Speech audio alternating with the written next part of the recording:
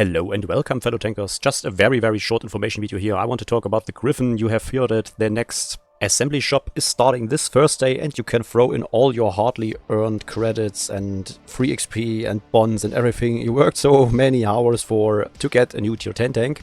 And straight away, if you are a very extraordinary good player, this thing seems to be already pretty busted. Of course, it's not released yet, and only, like, I think super testers or test players, whatever, are playing it. Normally, they are over the top good.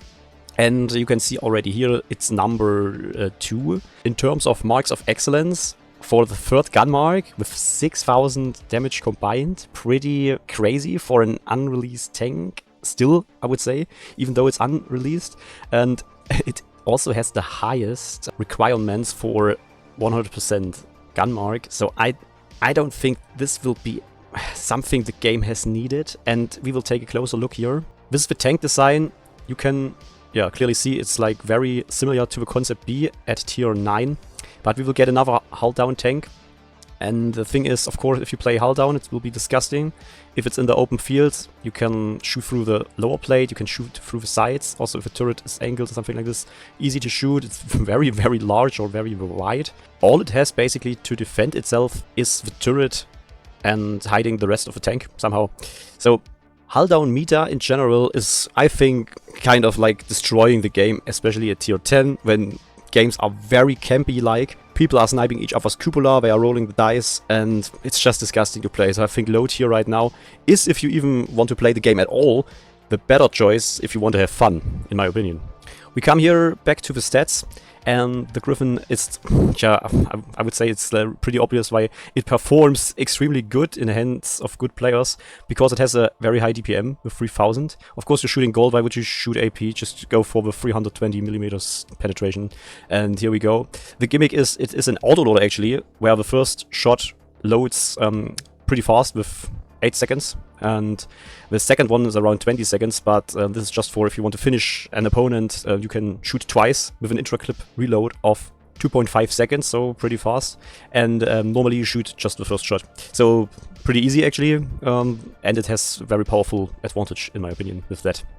So let's just max out that thing.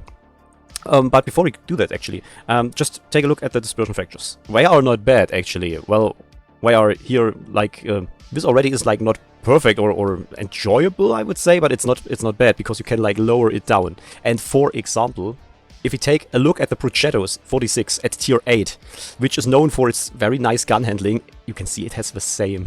It's just gun handling from the Progetto 46. It has 0.32 dispersion and 2 seconds aim time.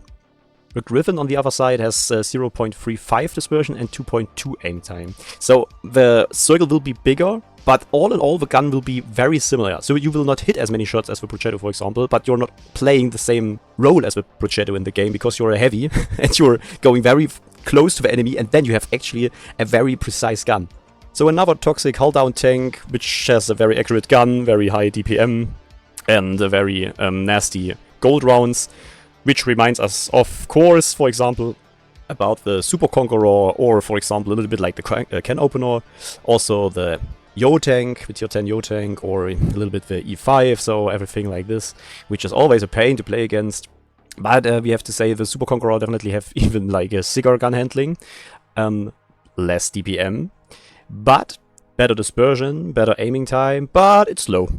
The Gryphon, on the other hand, comes with 43 km/h top speed.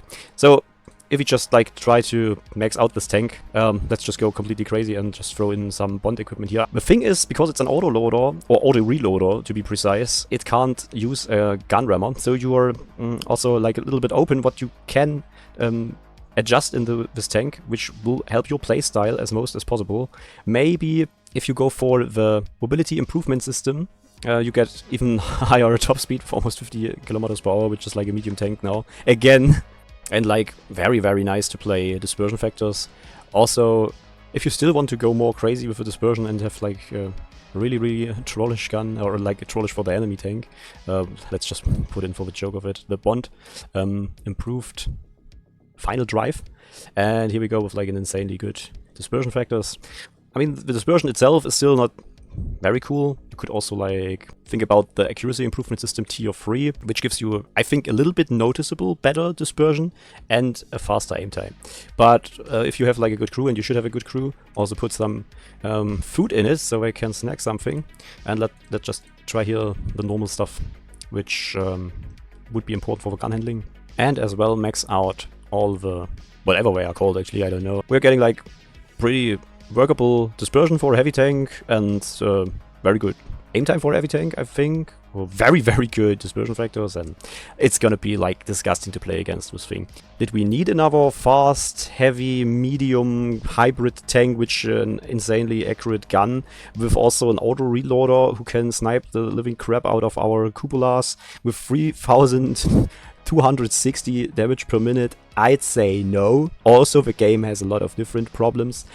As well, the playstyle is extremely boring, at least in my opinion. I don't enjoy sitting on a map with 3 corridors, sitting behind the rock and like sniping. This is not what made World of Tanks enjoyable for me to play, but I think we're going very far away from the direction of an enjoyable gaming experience, which is important for Wargaming.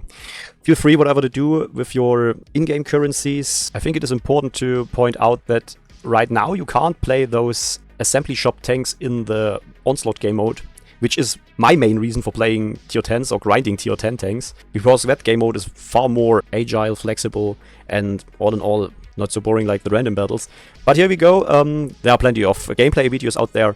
If you are interested in this tank, just take a closer look. I don't know. I don't think you will get a bad tank, but there are very good tier 10 tanks in the tech tree, so decide for yourself. If you want to empty your in-game pockets so you can like throw in the Christmas event all your money again, buy loot boxes like a madman, and then suffer under bad map design and kind of boring matches. For me it is the case. I hope you are having better experiences right now. I wish you all the fun which is possible on the battlefield. If you enjoy it, go for it, but for me this tank is another step in the wrong direction from Wargaming. So thanks again guys for watching, and cheers bros.